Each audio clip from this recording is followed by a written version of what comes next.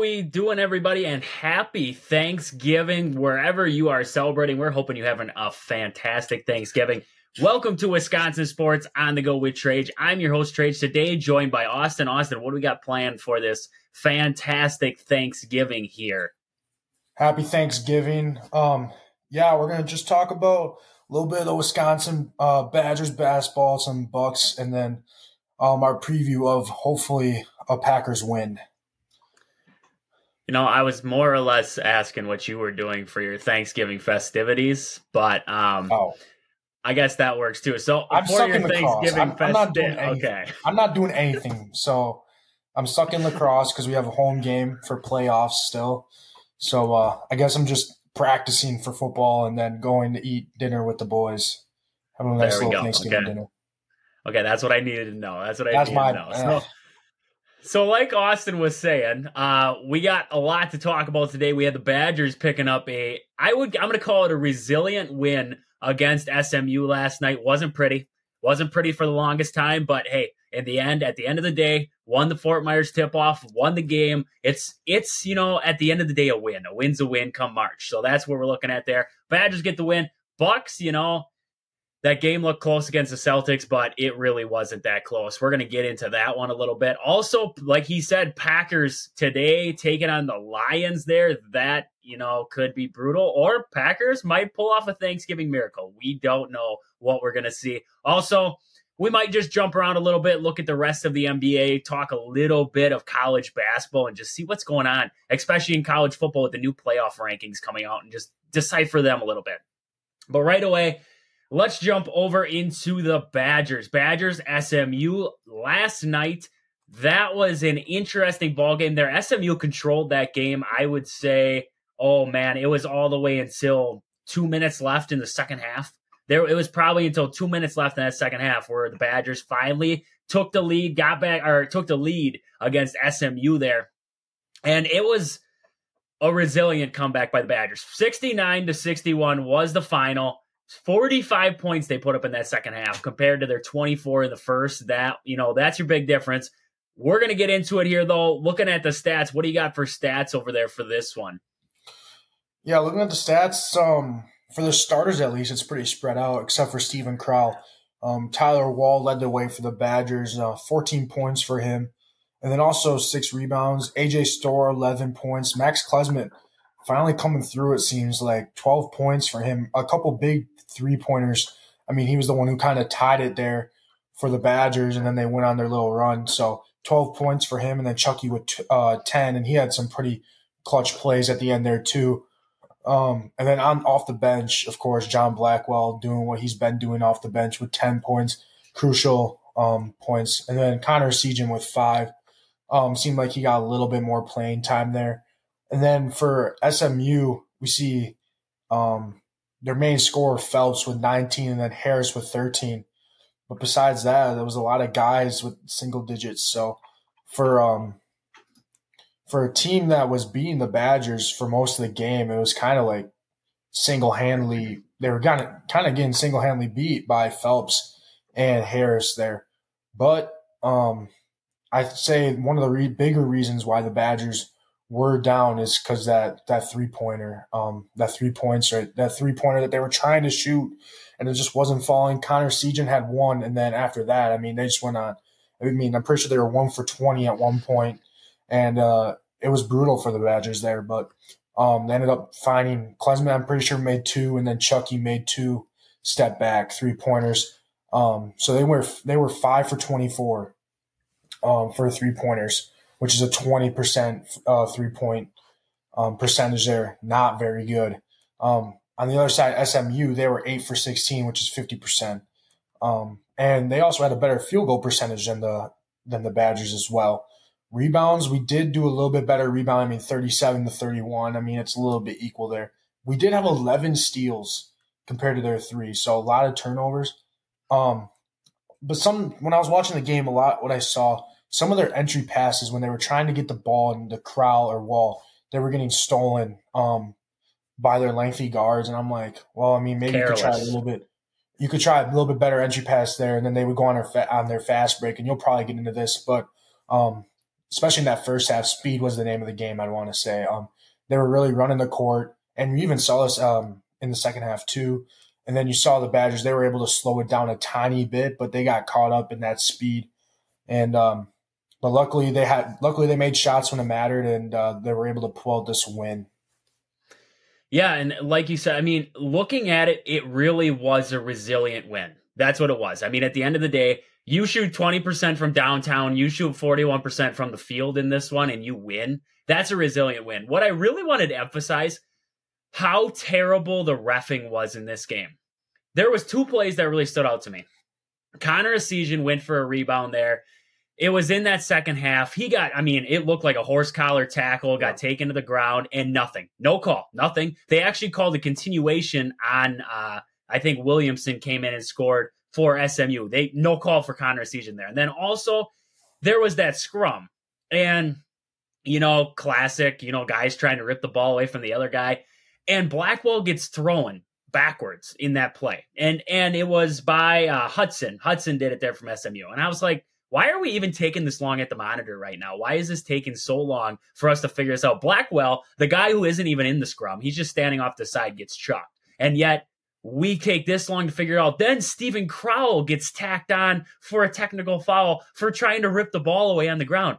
If you don't hear the whistle, your job is to try to rip that ball away from the guy on the ground. It doesn't matter if he's on his back. It doesn't matter. You keep fighting for the ball. If Crowell didn't hear that whistle, who cares? So I just, I look at that and I'm like, what was going on with the reffing in this one? I mean, 10 fouls for Wisconsin. So I can't complain to the fact where Wisconsin had a lot of fouls called against them. Actually, there wasn't many fouls called in this ball game in total. Looking at SMU, they had 18, but that's a lot of fouls late in the game, putting Wisconsin to the line. SMU in that first half, Wisconsin did suck at entry passes because they were careless at times, but at the same time, SMU was pretty handsy. I mean, if you had a tight-knit crew, there was probably about 30 calls that could have been made in that first half against SMU. Nothing gets called. That's fine. We can wash it off, that kind of thing. But what didn't help, like you were talking, Crowell didn't have a huge game, but what they tried to utilize with Crowell, the same thing against Virginia. They tried to double him down in the post. There's a lot of times Crowell drew the double. The only difference was you look at the difference in the 3-point percentage from that Virginia game to this SMU game. I mean, against Virginia, I think they shot pretty darn well, Wisconsin did, from downtown. This one, only 5 made threes and none on kickouts from Crowell. You look, he has 2 assists, but how many times did he pass it out to a wide open shooter and the ball wasn't falling? That's kind of where I'm at with that whole aspect there.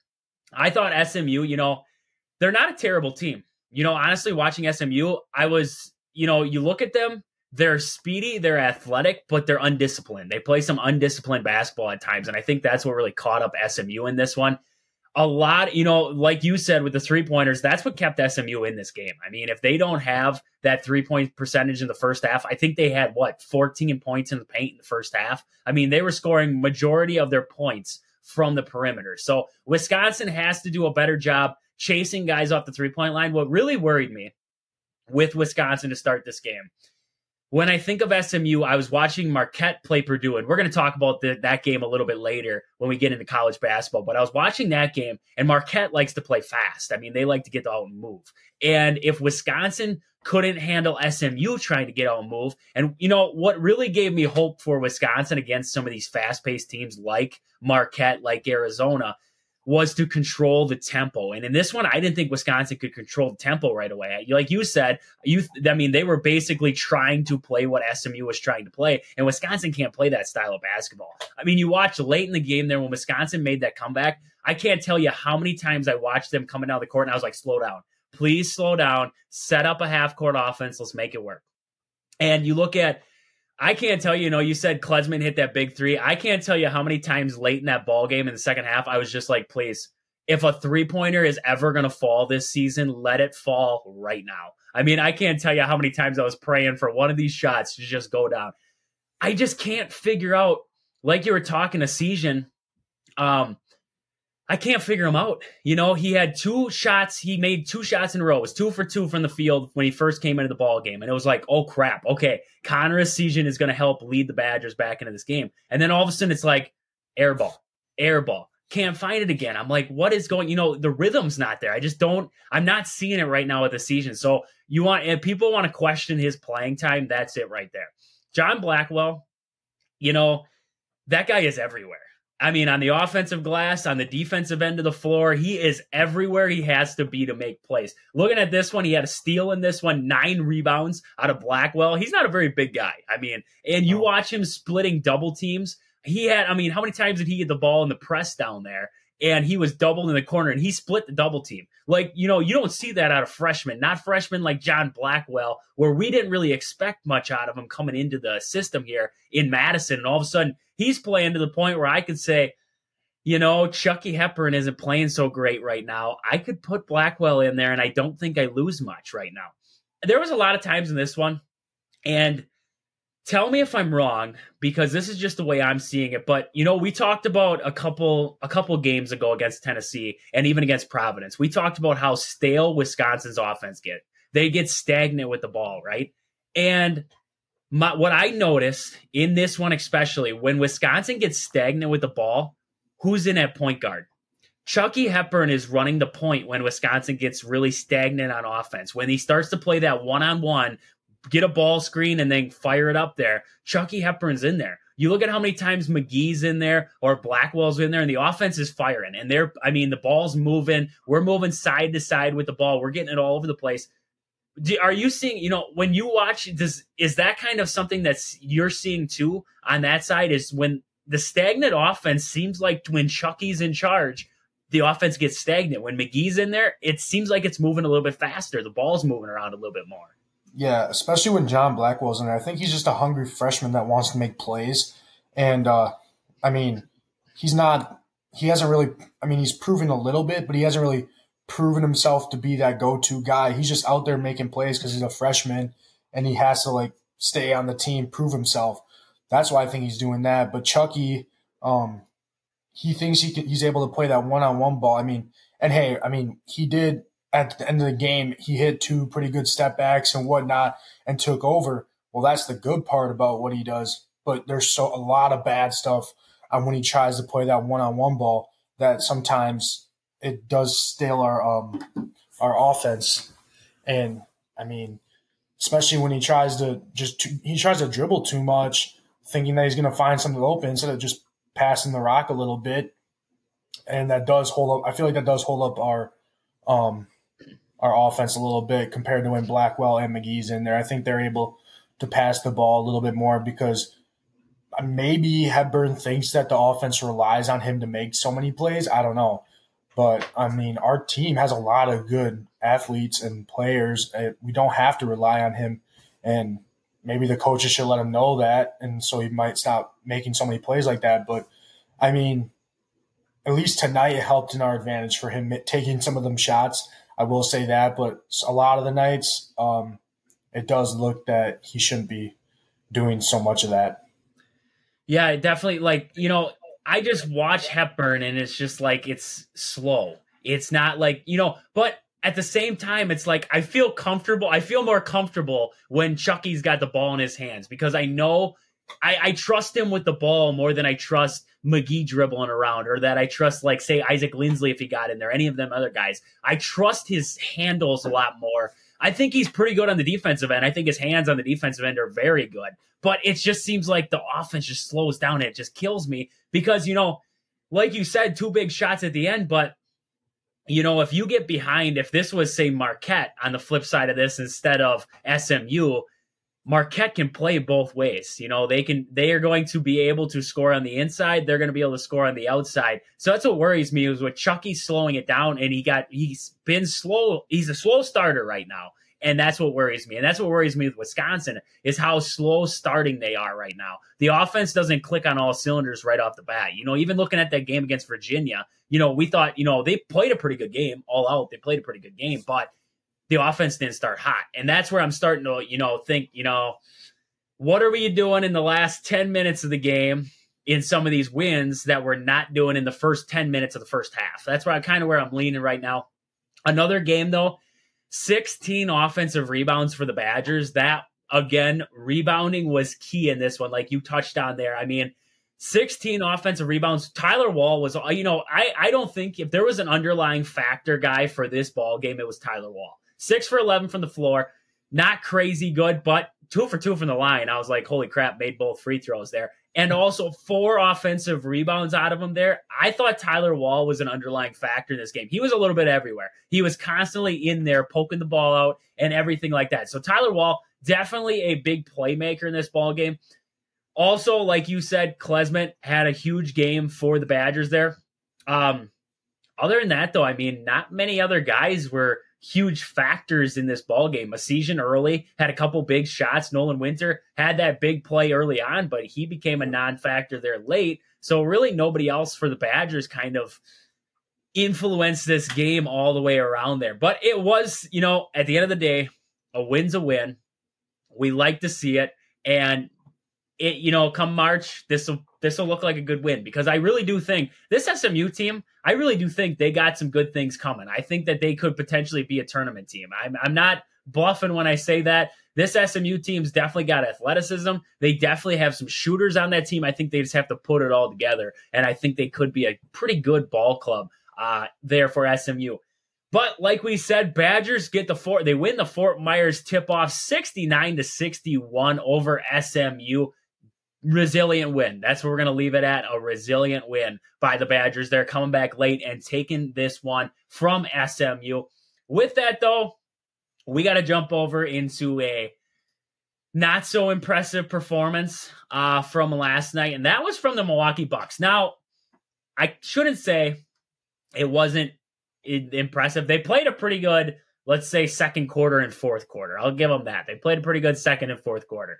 Looking at the first quarter, though, you want to start yourself in a hole. You want to lose a game like this, 29-17 at the end of the first quarter. That is terrible offense right there by the Bucks. I can't tell you. I watched the first quarter because I was watching the Badgers, and I didn't really watch much of the Bucks after the first quarter there. I was checking in on the ESPN app and everything like that, but I wasn't really watching. But looking at it, that first quarter, I can't tell you how many shots I saw missed that were point blank, wide open, everything else.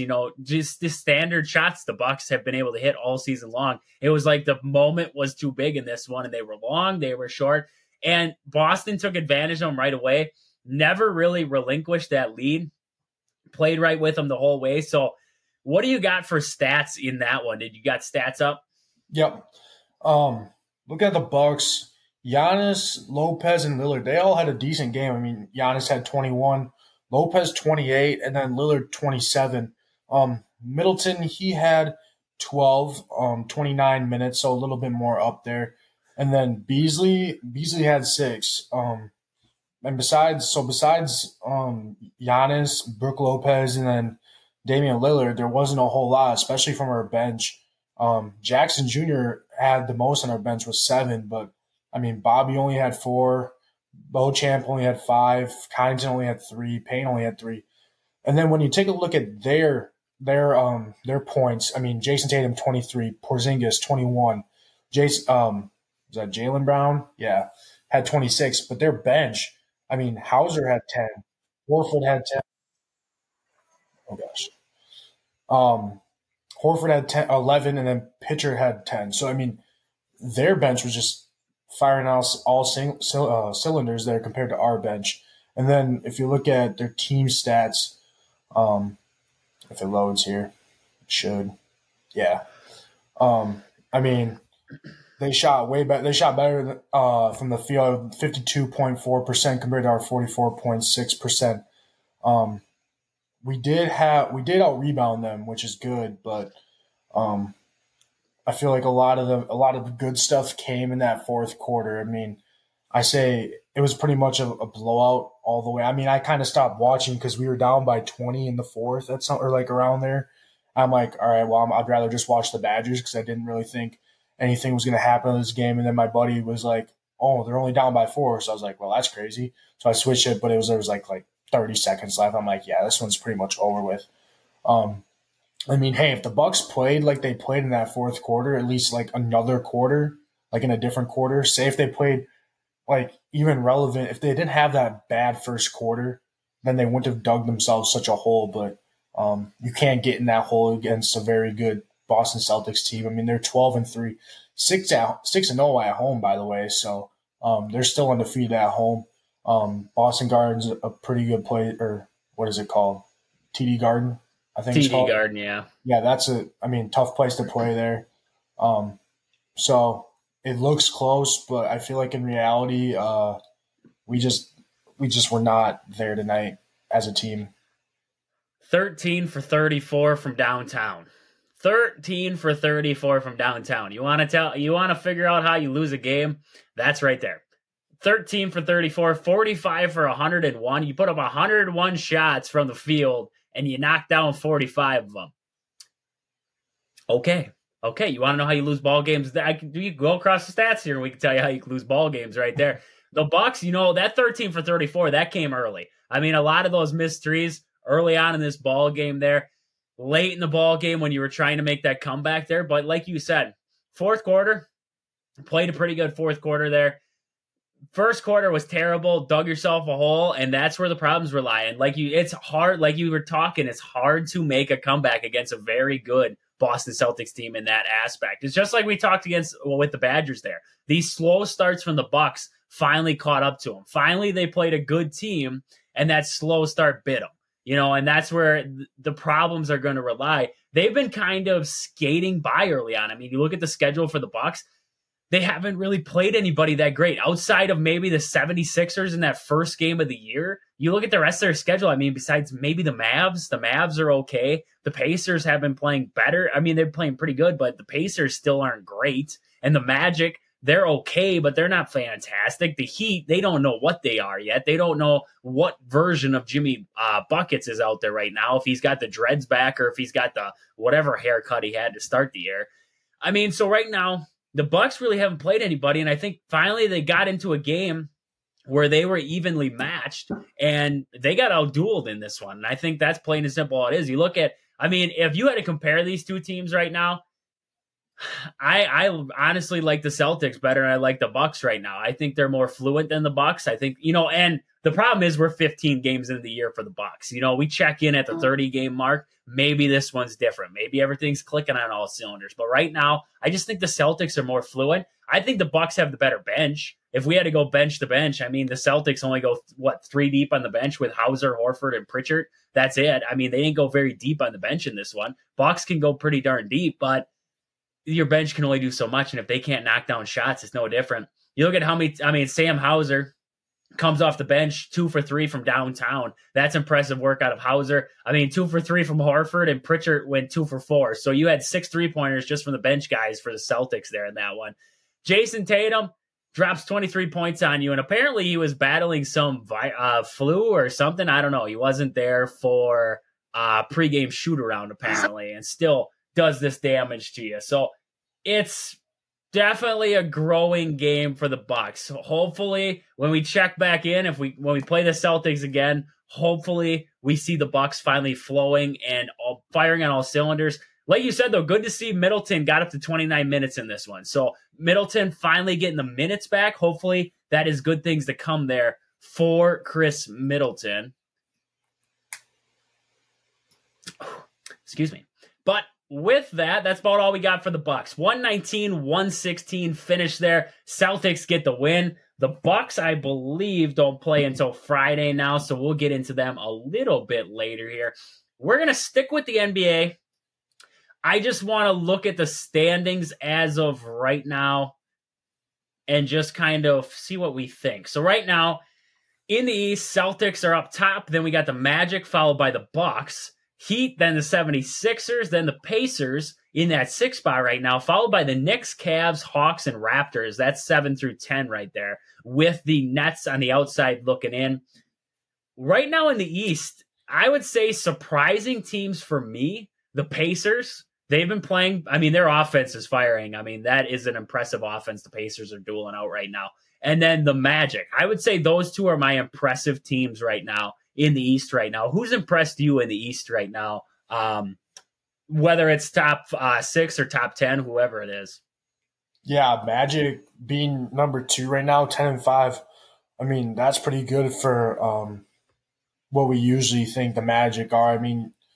I'm pretty sure it was maybe 2 years ago when they played the Bucks. I can't remember the last time when they played the Bucks in that first round, but usually Orlando hasn't been the best team. And then also the Pacers, yeah. I mean, you look back at the Pacers and they traded Tyrese Halliburton away, and you're like, oh, hey, that wasn't very smart. You think Tyrese Halliburton, pretty good player for them, but I mean, I guess it is overall it's working out for them. And then New York, I know they may play out. They were a decent team last year, but they're still hanging around. And then Cleveland Cavaliers, they're kind of in the middle mix there for the Eastern Conference. But, I mean, overall, I'm not surprised. Boston up there, number one. Bucks up there. Miami and Philly. Those four teams kind of seem like the strong teams, or they've been there the most this past recent years. So I'm not surprised those teams are up there. But, yeah, like you said, Magic and Pacers, those teams kind of surprise me. I'm surprised also Philly's not higher up. I thought they would be a little bit better, but maybe I think there's too much outside noise with the Philly right now. You know, you had the James Harden mess and everything like that. You didn't know if he was going to be there in the season, and now he's not. So I think that's leading to a little bit of a mess there for Philly. Looking at the West, right now the Timberwolves sitting at 11-3. They pace it at number one right now. The Thunder coming in at 11-4 there. The Nuggets at 10-5. Then we have the Mavs and the Lakers. Mavs coming in 9-5. Lakers at 9-6. Then we have the Kings followed by the Suns, Rockets, Pelicans, and Warriors. If I had to say surprises in there, I would say the Thunder. The Thunder are firing on all cylinders right now. I thought Chet Holmgren has actually, if I had to say a guy who is maybe up there with Victor Wembanyama right now for like stars, the rookie stars, if you count him as a rookie yet, Chet Holmgren's one of them guys right now. And Gilgeous-Alexander continues to do it for the Thunder. Also, Jalen Williams, 17 points a game right now for him. He's been playing great. So the Thunder are one of my surprise teams right now. Also, I would say, if I had to pick another one, the Timberwolves don't surprise me. I've always thought that they've had the potential. Karl-Anthony Towns and Anthony Edwards. I thought they've always had a decent group put together there. Nuggets, they're constantly there. Mavs, you expect it. Lakers, LeBron's got to win another one at some point, whether it's in age 40 or if it's at age 65. I mean, we're going to get him to another championship somehow. I would say the Rockets.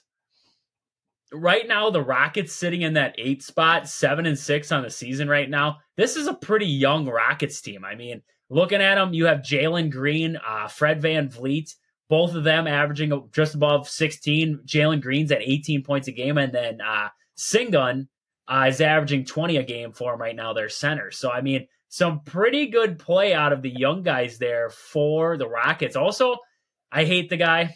Don't get me wrong. But Dylan Brooks has kind of developed into a better player, still got his bad reputation with the Rockets, but has developed into a better scorer, I guess, with the Rockets averaging 13 points a game right now for him. So Rockets would be my other surprise team right now. I'm not surprised by the Warriors. You look at the Warriors, Steph is about all they got working for him right now. Steph, maybe Andrew Wiggins at times, but Clay hasn't really been himself. Draymond's just there to put guys in chokeholds at this point. So, I mean, this Warriors team, they got to get somebody else. Chris Paul is, he can only do so much. I mean, Chris Paul is Chris Paul. He's an assist kind of guy. He's not really a scorer. So, I mean, the Warriors don't surprise me. They're sitting in the 10th spot. Do I think they have potential? Yeah, but Klay Thompson hasn't really returned back to what he's been in the past. I really do think losing Jordan Poole, that lost a dynamic player for him. And I think that also is causing some problems for him. But at the same time, you had to pick between him and Draymond. And I think Poole kind of lost the locker room because Draymond's the guy there. So, I think they do definitely need to look in free agency or somewhere and find a shooter, or in a trade and find a shooter if you are the Warriors right now. Yeah, I mean, they did pick up Chris Paul in the offseason. But, I mean, he's a little bit older, so maybe he's not doing – I mean, I took a little bit look at their stats here. Now it's going to load here. It says Curry, he's averaging 30 points, but then Clay's only averaging 14, Wiggins 12. But Chris Paul, I mean, you added him, got rid of Poole, and Paul's only averaging 9 points per game. Draymond's only played 9 games this year, so maybe he's battling a little injury there, or pretty sure he got suspended. Yeah, suspension was the big one. Yeah, yeah. So I mean, but when we go through like who kind of surprises me, I didn't like you said the Thunder. I'm not surprised. I'm a little surprised they're up there. I mean, I knew Shai Gilgeous-Alexander was a good player. He was pretty good last year. And I knew Chet Holmgren. I mean, I was a little questionable about Chet Holmgren because he got hurt the whole year. He was out the whole year last year. So technically he is a rookie this year. I did see. But he's been playing some really good basketball. Shai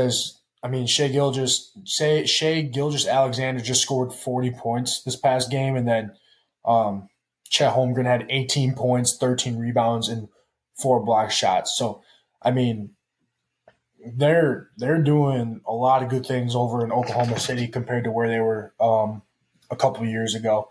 And then Houston also being up there. People said that Dylan Brooks wasn't going to be good. He's getting paid too much. But, I mean, overall, he's been fairly decent for them. Of course, it's going to take forever to load. Dylan Brooks is averaging 13.9 points per game. He's played in every single game, averaging 31 minutes. So, I mean, people thought that he wasn't going to be as good, but, I mean, he's doing just fine over there. Maybe he was probably just getting a lot of hate because of what stupid stuff he was doing on the court, but that's besides the point. But Minnesota, like you said, I'm not surprised Minnesota's kind of the top of their division. I mean, they got Anthony Edwards, they got Cat, and a couple other players there. And then Denver, obviously up there, and Dallas and Los Angeles. Sacramento's been decent these past few games. But overall, it's still pretty early. But taking a look at both the East and the West, I kind of assume some of these teams, but obviously every year there's going to be some shockers that are up there doing some crazy stuff. But it's cool to see some of these teams that haven't been good in a while finally reaching those levels. Sacramento's still way out of everything. They're ranked like 15. So even though they got Victor Wembanyama, they're still probably going to need one more playmaker for them to start winning a little bit more games. Definitely. And going off of, you were just talking about San Antonio there with Victor. It was cool to see when the Clippers played at San Antonio, Greg Popovich went up to the announcer's table because the fans kept booing Kawhi. Every time he'd shoot, they'd boo him. They'd boo him at the free throw line. And he went over there and he came on the mic and he told everybody to stop booing. He said, "We're better than that." And I mean, middle of the game, goes to the microphone as Kawhi's getting the ball to shoot a free throw and tells everybody basically shut up. I mean, I thought that was pretty cool to see. I mean, former player for him. He just has a lot of respect for him. No reason to boo him. Kawhi went out and did his own thing. The San Antonio Spurs were turning into a dumpster fire, and he left. So, I mean, it was a cool thing to see was Popovich standing up for one of his former players. So, good news there. And, you know, like you said, young season yet. A lot of surprises so far, but can't wait to see how it shakes out as it moves on here. Jumping over quick. We're going to look at the college football playoff rankings quick.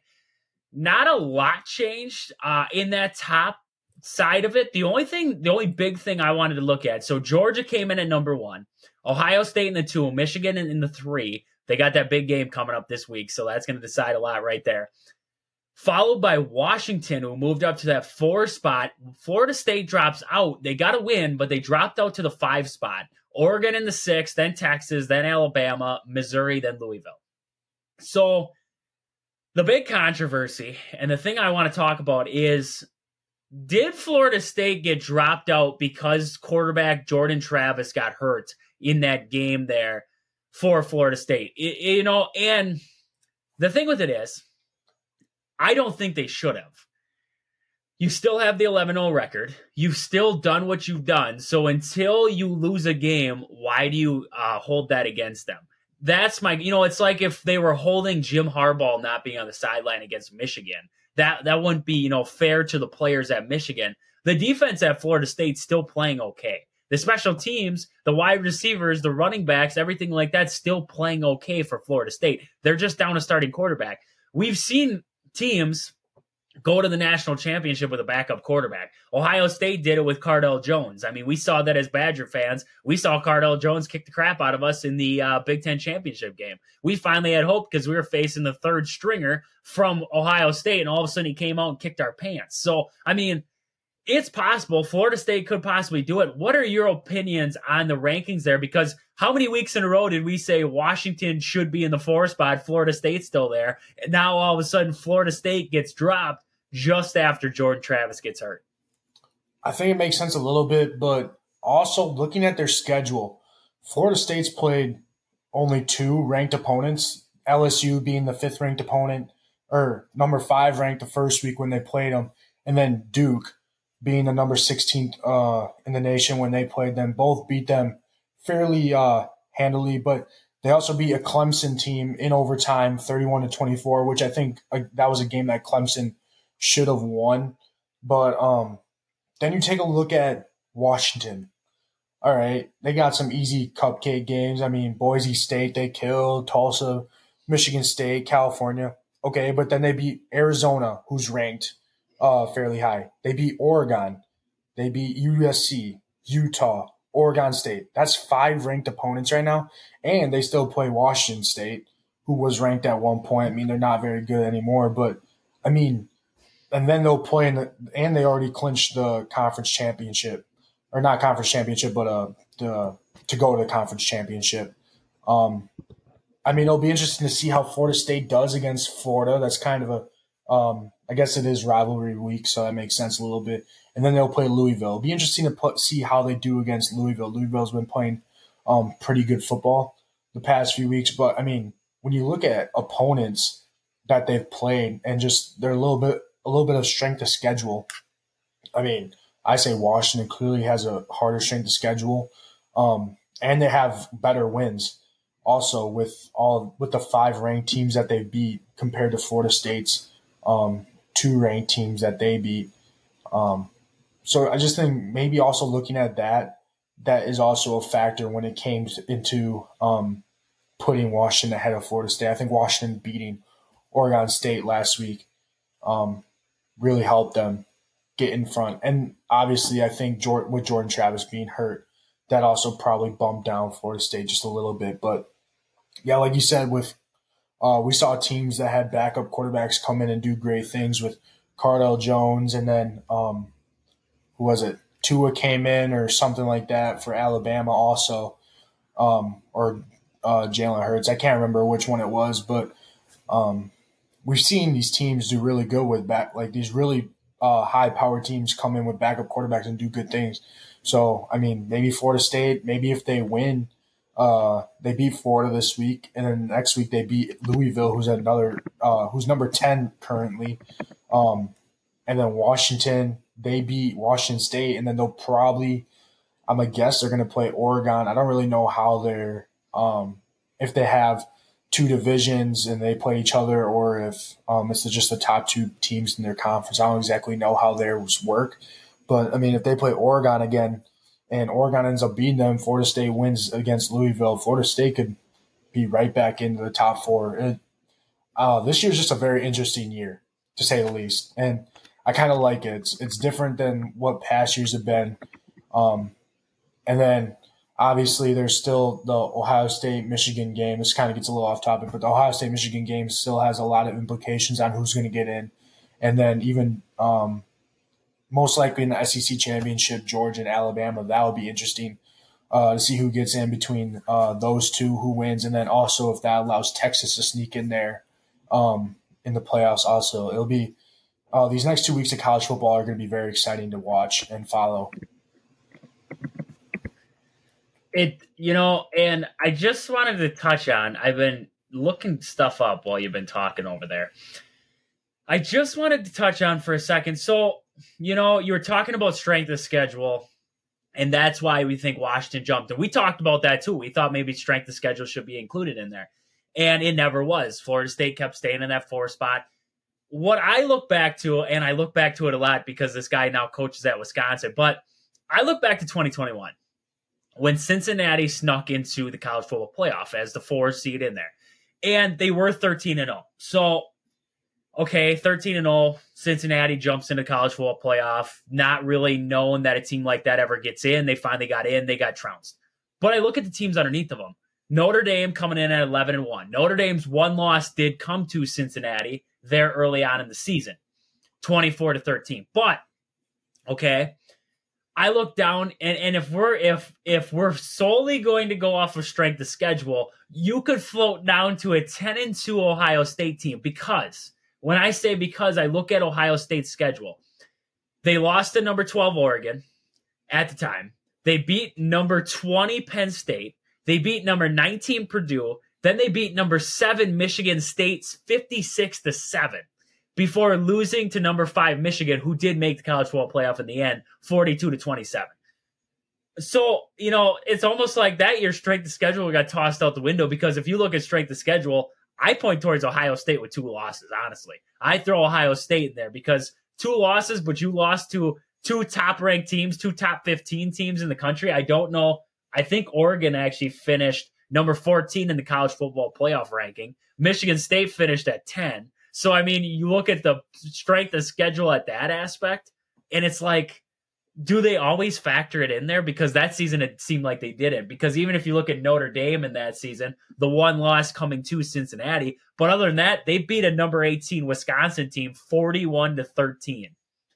That's a pretty big win. And then you look at the rest of their schedule there. They beat Florida State. They beat Purdue, who also became ranked. They beat USC, North Carolina. So, strength of schedule just seems like it kind of gets tossed out the window at times. I agree. Strength of schedule should be included into these rankings, like 100%. We talked about it for weeks that Washington played a tougher schedule in Florida State. But I just look at the flip side of it where I look back at the college, and there's probably more instances in the college football playoff era where I'm not looking at. I just look back at 2021 and seeing those rankings there and how strength of schedule just didn't seem like it really was factored into it there.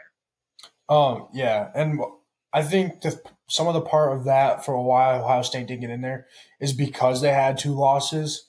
Cincinnati, they didn't have any losses and their strength of schedule wasn't there, but then again, they had no losses. They won their conference championship, and I feel like it was also. I hate to say it, but I feel like it was an experiment year. They're like, let's put Cincinnati in there. All these American schools, they've been. Their top team goes undefeated, and they complain like UCF. Oh, they are undefeated, so they're technically the national championship. They're like, all right, let's put Cincinnati in there. They're undefeated. Let's see how they do against an Alabama, and they got trounced. So I think that's also maybe another reason why that happened. Probably not. Probably it's just a theory. But I think whenever a team has 2 losses, also I don't think they're making the college football playoffs no matter what. I think they're always going to take either 4 undefeated teams or 3 undefeated teams and 1 one-loss team, something like that, something of that caliber. I think you said Ohio State had 2 losses. Yep. Yeah. 2 losses. Yeah. Yeah. I think it's hard when you have 2 losses. They just, in general, make the college football playoffs just because there's other teams. Because you think no matter what, SEC champ is going in. I feel like no matter what, the SEC champ's going to make it. No matter what. Usually the top 2. Usually it's the top 2 because it's Alabama and Georgia. Whoever wins the SEC championship. This might be the first year that the top 2 doesn't make it. And yet it still could probably happen. So I feel like it's always an undefeated SEC team, undefeated Big Ten team, and then possibly a Big 12 team, depending on like how Oklahoma's doing that year or whatever, or Texas, last year TCU, and then Pac-12, ACC. It seems like it's always those 2 teams that are fighting to get in, whether it's Oregon or this instance Washington, Florida State. I feel like, or it's Oregon, Clemson. It seems like, or something. It's like it's always those 2 teams that are fighting to get in. I don't know.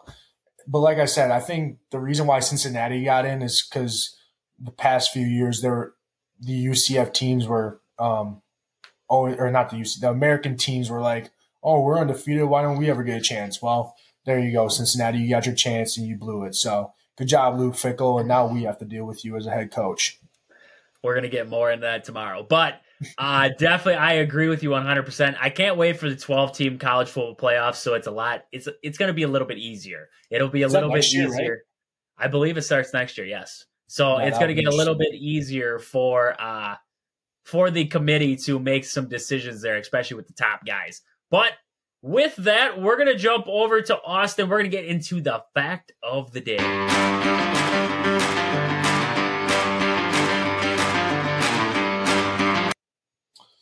1984, Boston College QB Doug Flutie passes 472 yards, including a game-ending 48-yard touchdown Hail Mary pass to end the game and beat Miami 47-45.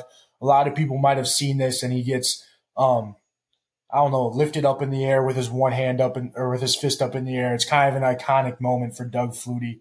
I just think that's kind of interesting that it happened on Thanksgiving Day.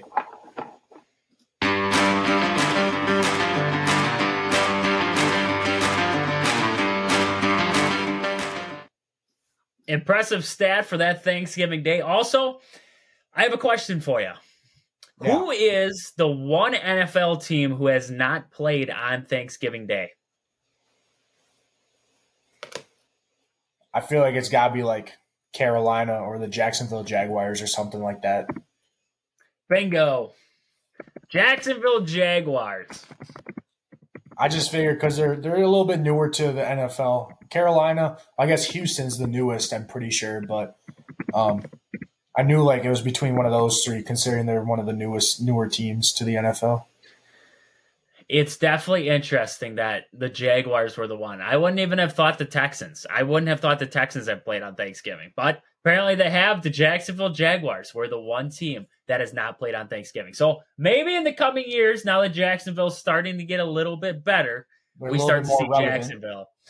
Yeah. We start to see we get them in those overseas games. The 8:15 start in the morning. If there was a Thanksgiving game in Frankfurt, Germany, they would be in it. I say they play. Jacksonville would be in it. They play a Thanksgiving game in Turkey, and Jacksonville plays Houston because those are the two newer teams. Jacksonville can't win at home. They can't win on the road in the U.S., but if they go overseas, they are undefeated. They would win the Super Bowl if they played all their games overseas. That's where I'm at right now, is this Jacksonville Jaguar gets different when they fly across the ocean. So, Speaking of Thanksgiving, why we're here, why we're talking today, there's one game on the docket that we got to talk about, and that is the Green Bay Packers. 11:30 kick on Fox. I believe it's at Ford Field, of course. And the Detroit Lions coming in this one sitting at 8-2 on the season. They are coming off of I don't know if you call it impressive, but a comeback against the Bears. They also beat the Chargers by 3, just like the Pack did. And then they had a win against the Raiders before that. They got trounced by the Ravens. That's right. They got trounced by the Ravens there early on. So Lions coming to this one on a 3-game win streak. Packers coming in, winners of the 2 of their last 3 games there. Should have had a win against Pittsburgh. Should be coming in this one with 3 wins, but we won't talk about that. Should be a pretty good matchup here for the Packers. I don't think it's going to be a blowout like the first one. I think the Packers have learned a little bit. I think the defense has learned a little bit. So what are we looking at for stats right now for these two teams right now? Jared Goff's playing some pretty good football. 246 completions on 361 attempts. That's 68.1 completion percentage. 2,743 yards. And 16 touchdowns to 8 interceptions, only 17 sacks on the year. So their O-line has been doing I'm pretty sure – I know they have a pretty decent O-line, but the 17 sacks, that's pretty decent through 10 games. David Montgomery, he did miss a game, but I'm pretty sure he's back now. 577 yards on 118 carries and 8 touchdowns. I'm pretty sure when they played the Packers last time, David Montgomery kind of went off on them. Jahmyr Gibbs has been playing a lot better these past few games. I know I have him on fantasy football, and he's been getting me a lot of scores in the 20s these past few games. So he's definitely popping off. He has 512 yards on 98 carries. And then when you go to receiving, obviously Amon-Ra St. Brown for them, 898 yards receiving, 98 targets, 73 receptions, 5 touchdowns for them there. And then Sam Laporta, tight end, 492 yards, 50 receptions, and 4 touchdowns as well. So it seems like they like to go to Laporta a lot. And then Josh Reynolds, 423 yards, 25 receptions, 3 touchdowns for them. When you look at the defense, Alex Anzalone, I don't know exactly how you say it, but he's their linebacker, 81 tackles on the season. He's always flying around for them, 3 sacks. Aiden Hutchinson, obviously, big defensive threat there on the D line for them at end, and especially vulnerable to our Packers O line. I mean, when you look at him, he's a really good player. Out of the state of Michigan, he has 5.5 sacks for them, 1 interception, and so he's been doing pretty good. But overall, a beatable team. They're 8-2. This is the best I've seen the Lions. I mean, I'd rather have the Lions winning than the Vikings and the Bears. Honestly, I mean, the Lions have been bad so long. I have a buddy who's or 2 buddies who are Lions fans, and so I kind of feel happy that they're doing good for them. But I gave them a lot of crap the last time the Lions played the Packers, and then obviously that didn't go so well. So I won't be doing anything this time. I won't even be able to watch the game because I have practice at 11, of course. So that kind of sucks. But depending on this game goes, maybe that's a good thing for me. But hopefully the Packers are able to squeeze this one out. I think it's going to be a close game. I don't think it's going to be a blowout by any means. I think like you said, the Packers have learned a lot these past few weeks. Their defense seems like they're getting a little bit better. Jordan Love maybe getting a little bit better out there. The Packers, I'm pretty sure, don't have Aaron Jones. He might be hurt. Is he not hurt? He's hurt. Yep, he's out. Yeah, he's hurt. And then they picked up James Robinson, who's been he was pretty decent on the Jaguars, I know. Past couple of years, they picked him up.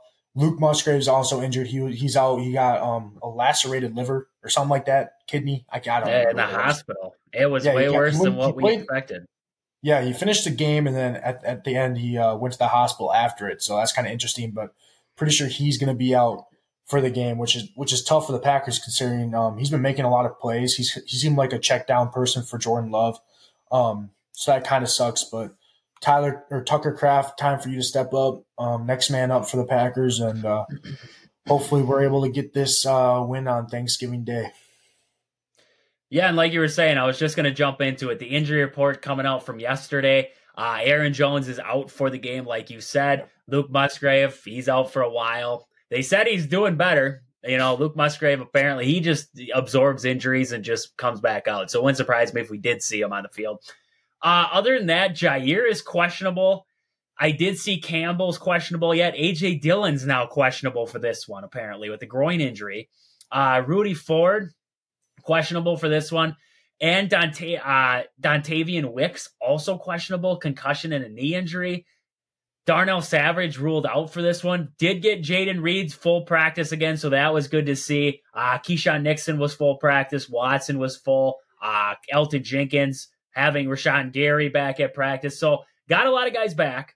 That was good to see. I do feel good about Devondre Campbell being out there. He was a full practice on Wednesday. He did not practice Monday or Tuesday, but he was full practice on Wednesday. So I feel better about Devondre Campbell. The sad, Joshua DeGuara, he doesn't do anything for us besides miss blocks on field goals. He's doubtful for this game, so I don't think we'll miss him much in this one. So at least we're getting some guys back on the injury front. That was a loaded up injury report right there out of the Packers this week. Looking at the keys to this one, I really do think it's going to be a lot about blocking that front four from the Lions. Like you were talking, Aiden Hutchinson on that defensive line for the Lions there. I mean, how many times in that first matchup did we see Aiden Hutchinson hugging Jordan Love in the backfield? I mean, it was constantly, every play. When Hutchinson wanted to get in the backfield, he was in the backfield. So it's definitely going to be a lot about controlling that front four from the Lions. The offensive line, I want to see a consistent offensive line. I don't want to see Matt LaFleur constantly changing out the offensive line, trying new things and trying to put on a competition in the middle of a game. if you want to pull off an upset on Thanksgiving Day, this game is going to be how well does Matt LaFleur coach this game and how well does Jordan Love play in this game. I think those are going to be two big keys for this one. Also, you got to win the turnover battle. We talk about it. I mean, we talked about the Badgers versus Ohio State. We talk about it here with the Packers playing the Lions. This would be an upset game right here. This is a pretty good Lions team. You got to turn them over. You got to be able to win the turnover battle.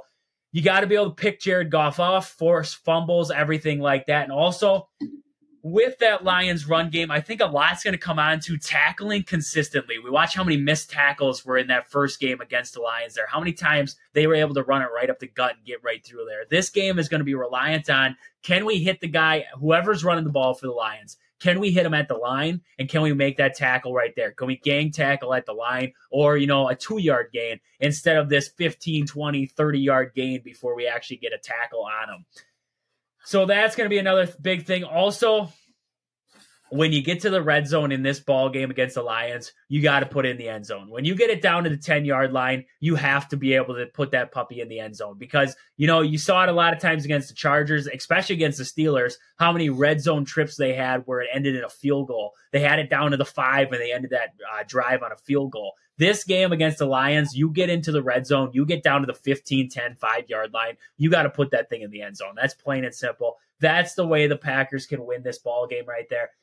And like I was talking, can Jordan Love step up in a big game on the road against the Lions and play? We saw it against the Chargers.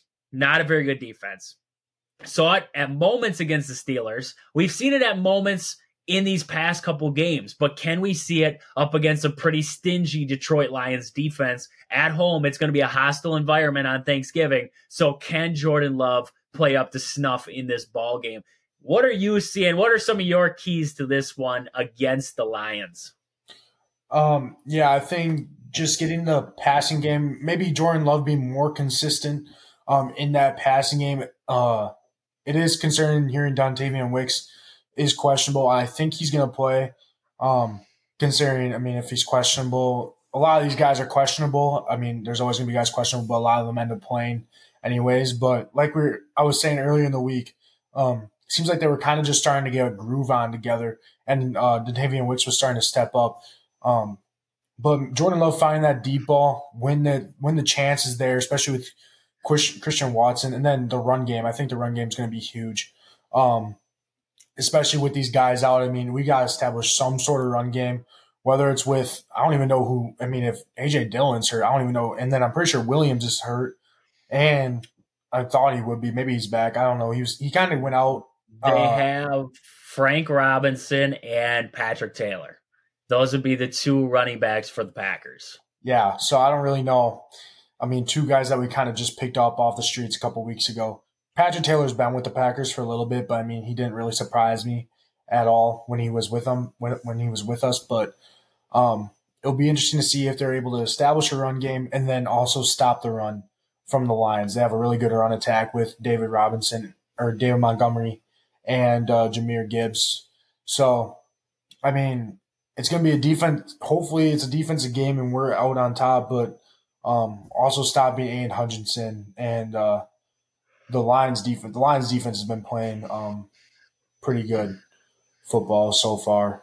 So, I did see Patrick Taylor was he was with the Patriots, and he said he was watching the Packers game, and he said when he saw Aaron Jones get hurt and he saw Emmanuel Wilson get hurt, he immediately knew the text was coming. The Packers calling him and saying, "Hey, you want to come back?" So it was pretty funny to hear that he's like, "Oh yeah, okay, I'm coming back." But we expected it. He knows the playbook. On this short of time, that's the guy you got to turn to, And like you were talking, how do they somehow make success out of this? I don't know. You got to be able to establish a run game to make this Lions defense honest.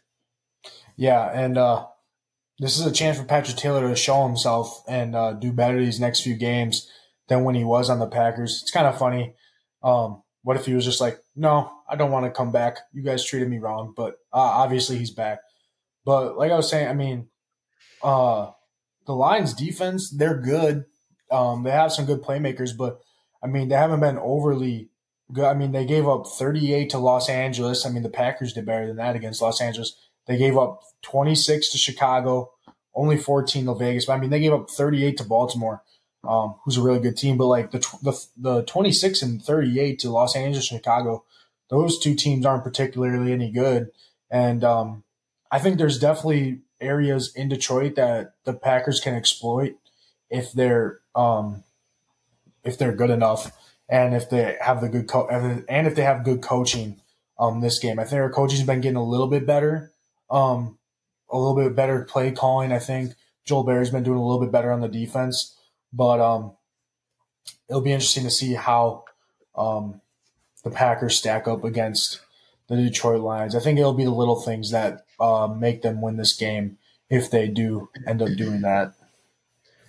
It's definitely going to be a big matchup, and we're hoping for a Packers win. We just wanted to say happy Thanksgiving to everyone. Thank you for sharing Thanksgiving with us. Thank you for taking us on your road trip, wherever you're heading today on Thanksgiving. Thanks for having us with you. It has been awesome talking to you. We're rooting. We're rooting for a Packers win today, and hopefully we get to talk about something fantastic here after we stuff our faces with turkey watching this one. But with that, this has been Wisconsin Sports on the Go with Trage. Thank you guys for listening. It's been awesome chatting. Until tomorrow, deuces.